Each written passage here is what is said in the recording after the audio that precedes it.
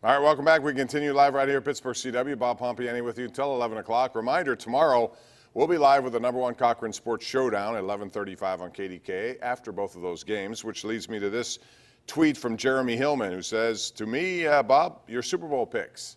Well, Jeremy, I'm going to go with Kansas City. I think they'll hold serve at home. I think they have too much to play for. They lost the AFC Championship game to New England last year. I don't think they're going to lose it this year. It's been a great run by Tennessee. I like KC in that game. And I think Green Bay is going to go to San Francisco and pull an upset here, or at least stun the #1 seed. This is #1 versus #2, so it's not necessarily a shocker like 6-2 would be. But I do believe Green Bay and Aaron Rodgers, they have a lot on the line. And Aaron Rodgers is one of those guys who, when he wants to, and you saw last week some of the throws he made on 3rd down, just clutch, tremendous throws. I think he's going to make some of those against San Francisco because their defense is really good. And I think Green Bay's defense is just as good, if not better at times than San Francisco's, even though Frisco is pretty good there. 412-575-2600. Let's go out to Bridget in West Deer, who's first on the line. Hey, Bridget, how are you? I'm good. How are you? We're good, thank you. So I was wondering, do you think Troy Polamalu will get into the Hall of Fame this year? Yes. You do? He's a first ballot guy, and I also believe Alan Faneca will get in too. I think both deserve to be. Alan's waited a while, just like Jerome waited a while, but I think ultimately he'll get it, and I think this will be the year. Oh, I hope so. Yeah, I mean, if for nothing else, he should be inducted for his hair, right?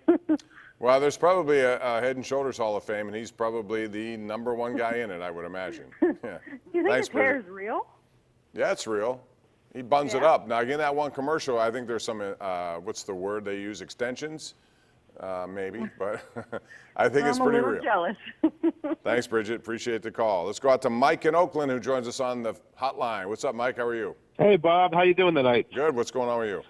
Not much. Listen, pick comment and question for you. Okay. I'm really impressed on year 2. I mean, we went from 0-18 in the last year of the Stallings awful 2-year era to this, where we're only a few plays away from really being top 3 in the ACC. I mean, if we had beaten Louisville, I think we might be ranked next week. We'd have 2 top 10 wins. We'd be 4-3 in the conference and 13-5 overall. Ohio State was 21, and that was before they lost to Penn State. They were 2-4 in the Big Ten, and they had the similar record that Pitt. So, I mean, this is an amazing turnaround what Jeff Capel's done. I just want to get your thoughts on if you think that we can get back to the Blair, Young, and Fields team. And I also want to ask you, what did you think of the Stallings hire when it first happened? Were you against it like everybody else, or were you a little more optimistic? I know it didn't work out, but I just want to get your thoughts. Thanks, Bob. Thank you, Mike. I appreciate it. Good questions. As far as Stallings, I didn't have a feeling one way or the other. I thought it was a rush to judgment. That's what I did think, because Barnes moved in pretty quickly with that move, and I thought it was too quick. As far as Pitt being ranked, if they had beaten Louisville, and I thought that was theirs to win, they got a terrible call in overtime, that over the back on Terrell Brown, but they didn't score down the stretch. They could have put it away without ever going to overtime. Interesting today, Louisville went to Duke and won. The ACC is wide open, and I don't think the ACC is as good as it normally is. North Carolina is evidence of that. I think Pitt is such a young team, and keep in mind, they're going to return everybody you saw in that game today, largely, next year, and add some people to it. So I think Capel's getting a lot out of his guards. You need more of a post player, somebody inside. Terrell Brown's okay, but you need more there. Can they end up surprising people in the ACC tournament? Absolutely.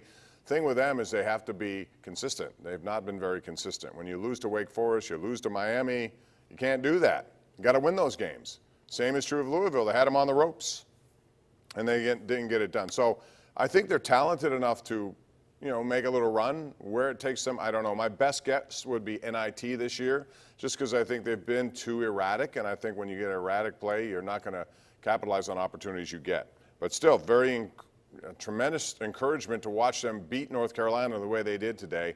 Say what you want about North Carolina, and yes, I agree, they're not very good right now, but when you beat them twice in 10 days, that's saying something. We have Google's Passiano on Twitter.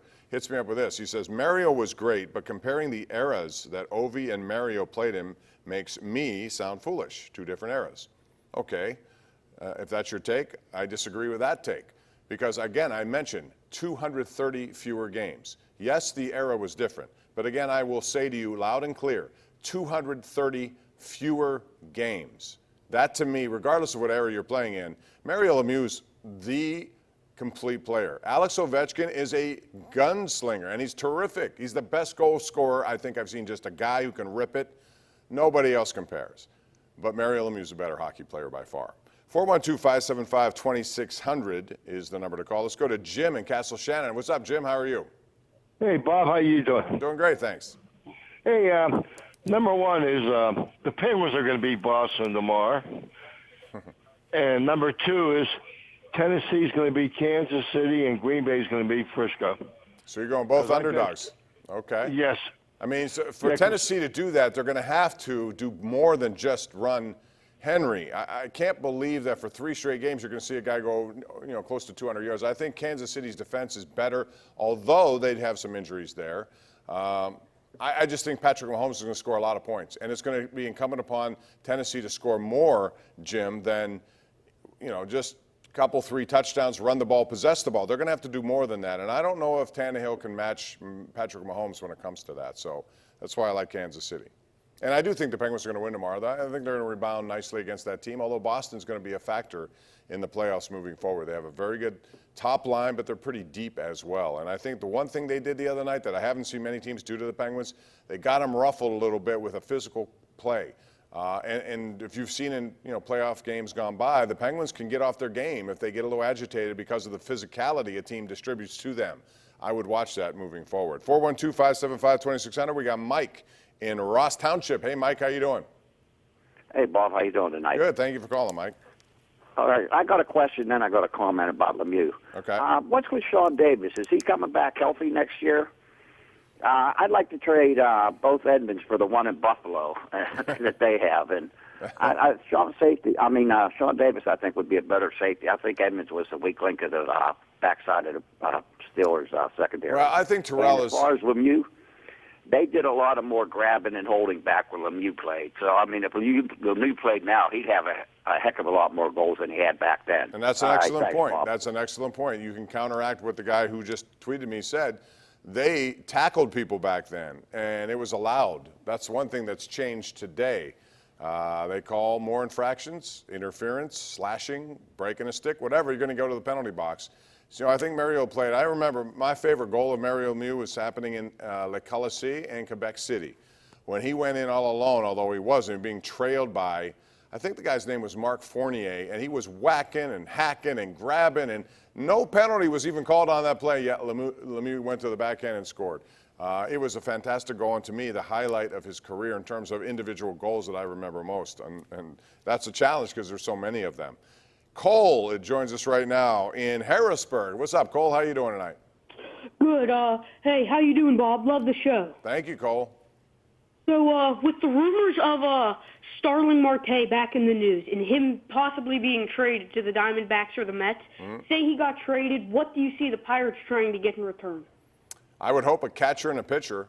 I don't know how much Marte. It would depend on what the team needs.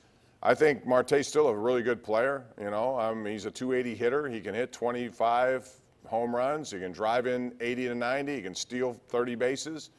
He's a good outfielder. I think there's value there, but it would depend on what they would get. And I would make that trade only if I can get the value I wanted. I wouldn't just give him away. He has still a friendly contract. But if they just get rid of him because of money, which I don't think they're going to do here, if they do, then that tells me they're in a complete rebuild mode without having said so. So we'll see. We'll take a break here. 412-575-2600 is the number. By the way, Pirate Fest begins next week. We'll be over there next Friday, so we'll get you some hot takes on what's going on with them. And so far, they haven't made many moves other than backup catchers. They need to come up with more. Be interesting to see what they do as time moves on. We'll take a break, come back with more of your calls right here live on Pittsburgh CW.